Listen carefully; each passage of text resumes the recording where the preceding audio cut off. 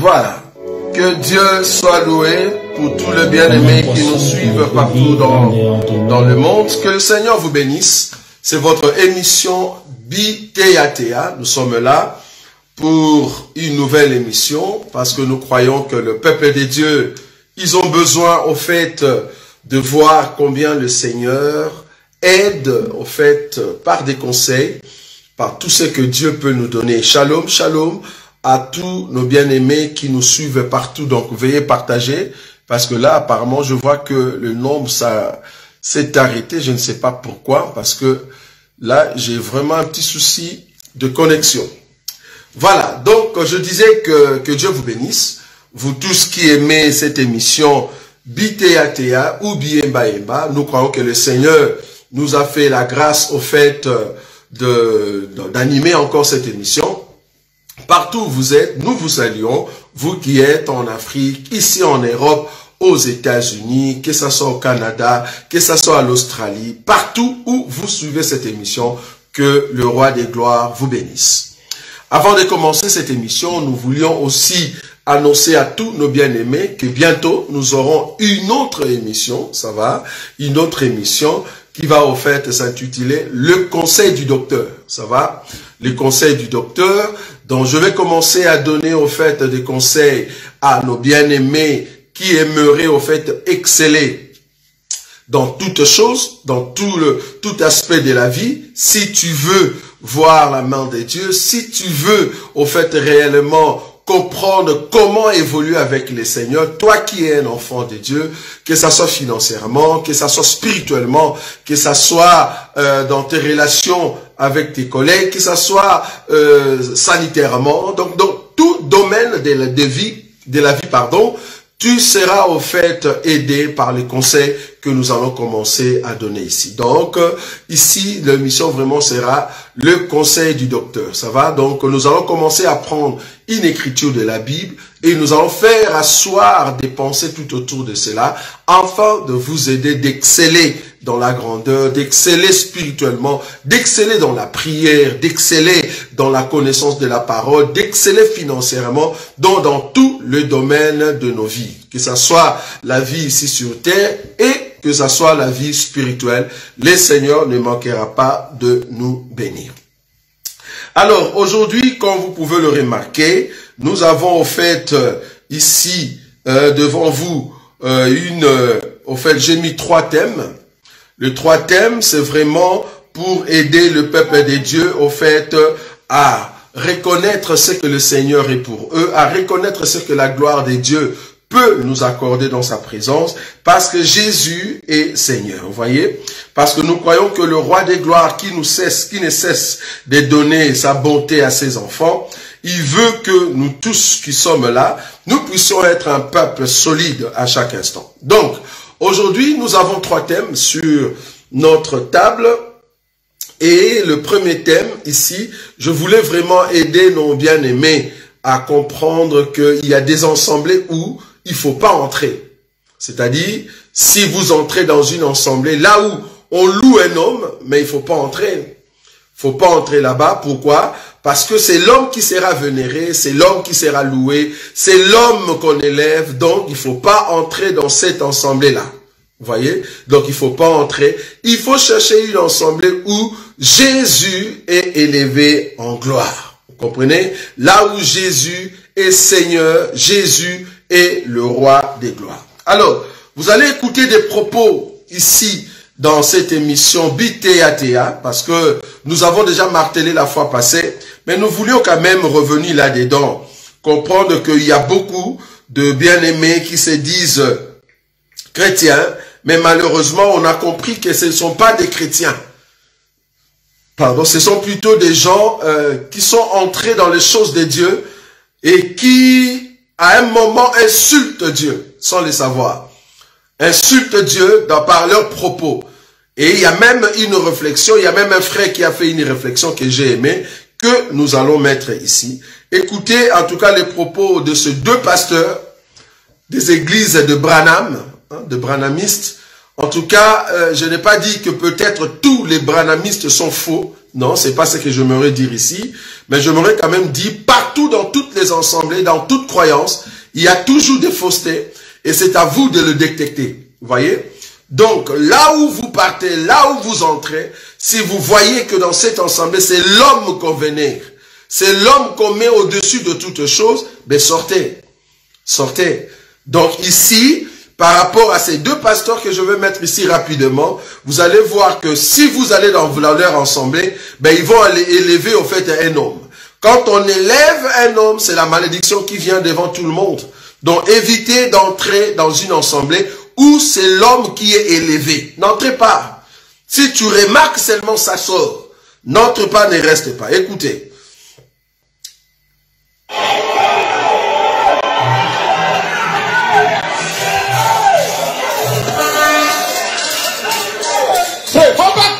Ce Dieu, le Dieu d'Abraham est incomparable. Attachez vos ceintures. Abraham est le chemin, la vérité, la vie. Le chemin, c'est frère Abraham. La vérité, c'est frère Abraham. La vie aujourd'hui, c'est frère Abraham.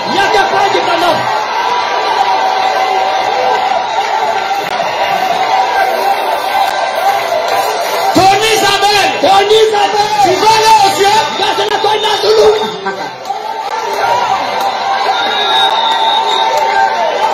Pourquoi tu crois facilement les choses de la terre? Est-ce qu'à venir tu sais c'est un homme? Est-ce que tu sais c'est un homme? Mais pourquoi tu crois que la venue devient un homme? Est-ce que Dolysi c'est pas le nom de quelqu'un? Raza c'est pas le nom de quelqu'un? La ville aujourd'hui c'est un homme.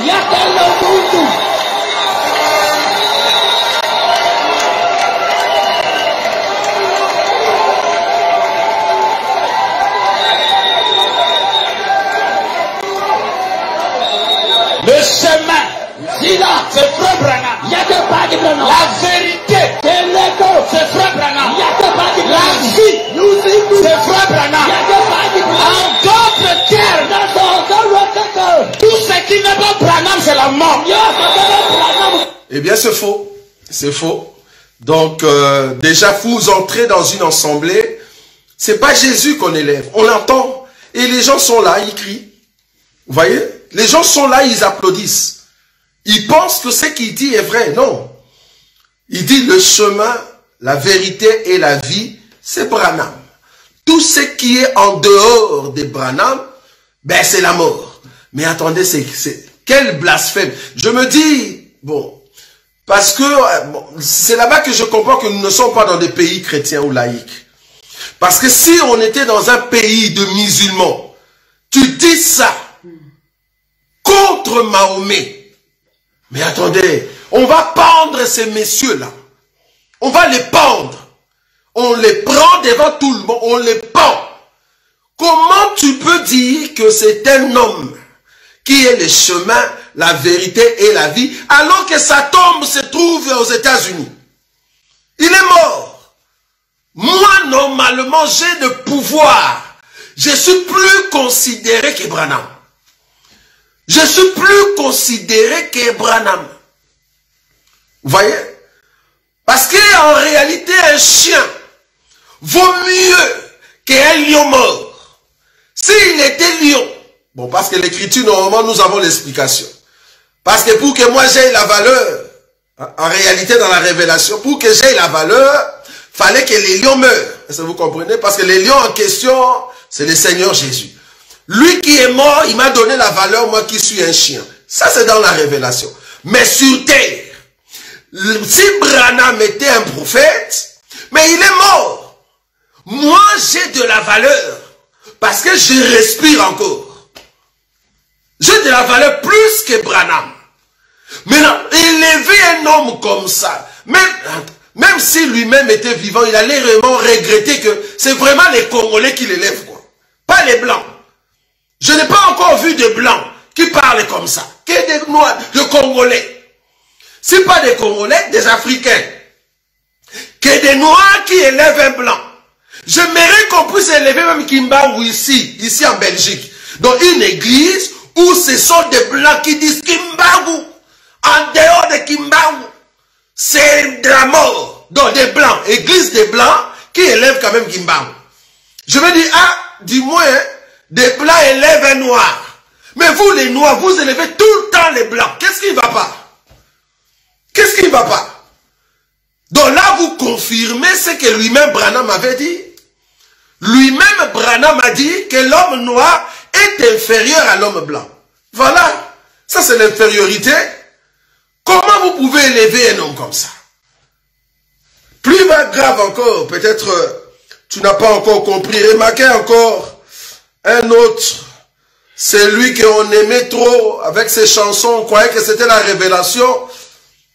En tout cas, quand on était encore vraiment dans ce qu'on appelle des églises de réveil, on croyait que cet homme avait vraiment la connaissance. Mais écoutez ce qu'il dit ici, ça m'a vraiment écœuré, comme on dit. C'est grave, c'est grave. Écoutez. Jésus s'est fondu dans Branham. Jésus a pris la forme de Branham. C'est cela qui change nos vies. Que quelqu'un crie Alléluia. Donc le fait que Jésus se fondu dans le corps de Branham, c'est ça qui change sa vie. Et si Jésus est en moi et que je prêche Jésus, ça ne va pas changer sa vie. Mais le fait que Jésus se fondu dans la vie de Branham, ça change sa vie. Donc il prend Branham, c'est la réincarnation de Jésus. Il faut sortir de là. Qu'est-ce que vous faites là-bas? Écoutez, c'est grave. Quand vous voyez Branham, c'est Jésus fondu dans un homme. Après Branham, Jésus. Et je vais vous dire que c'est Jésus en question est déjà venu. Non, je n'entends pas d'amen. Jésus pour nous est déjà venu.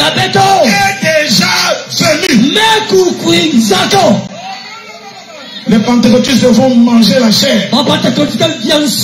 Les chairs qui sont brouillées par le credo. Mais je bénis Jésus-Christ. William Branham ne peut pas mourir. Alors qu'il est mort. Il ne peut pas mourir. Alors qu'il est mort. Heureusement, il est mort. Heureusement. Écoutez la sagesse.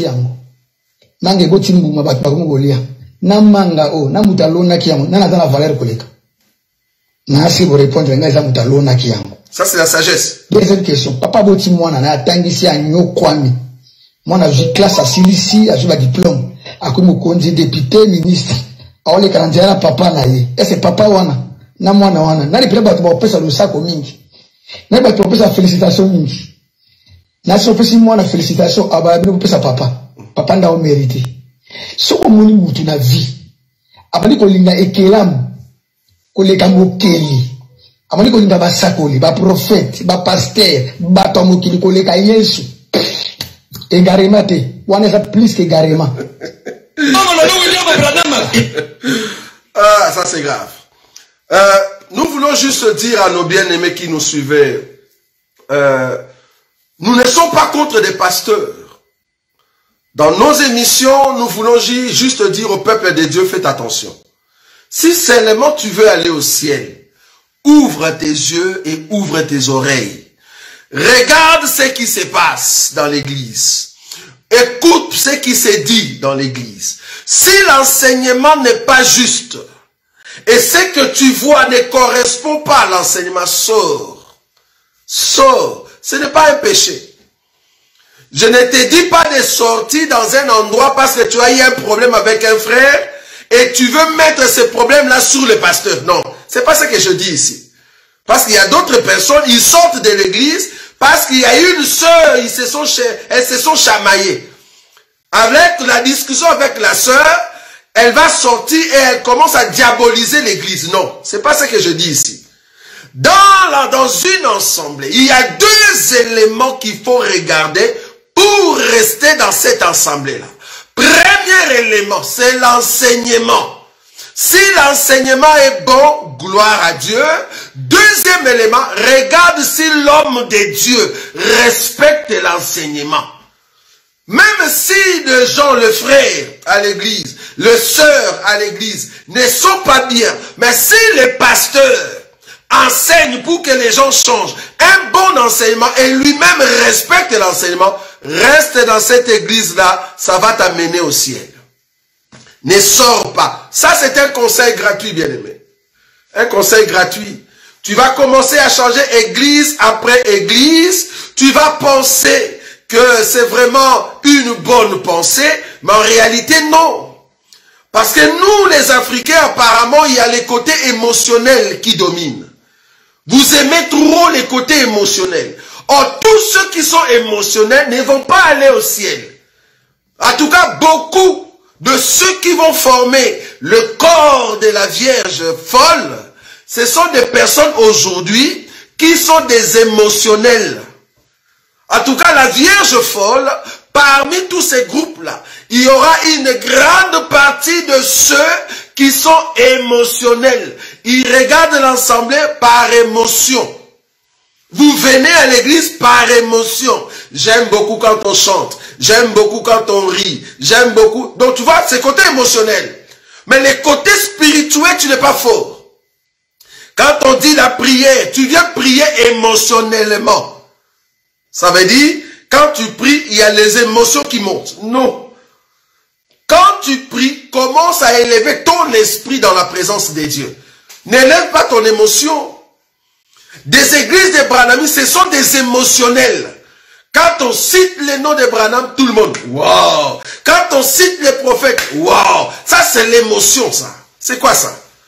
Normalement, quand on cite Jésus, quand on cite l'enseignement, quand on explique exactement l'enseignement, c'est là-bas que nous crions. Parce que nous voyons la face de l'époux. Mais si l'époux n'est pas dévoilé, pourquoi vous criez par rapport au nom de Branham? Vous irez en enfer. Ça, vous voyez? Parce que vous êtes des émotionnels. Vous allez rater l'enlèvement. Des églises comme ça, des assemblées comme ça, sortez là-bas. Ne restez pas. Sortez. Sortez. C'est grave ça. Donc vous voyez qu'une église a dit un bien-aimé ici, qui est représentée comme la reine, parce que Jésus c'est le roi. Jésus est parti. Il nous a dit qu'il arrive. Nous qui sommes la reine qui se prépare pour le mariage, nous commençons maintenant à aimer les eunuques. Les hommes que Dieu a laissés comme serviteurs. Ah, donc tu sors avec les serviteurs du roi, quoi.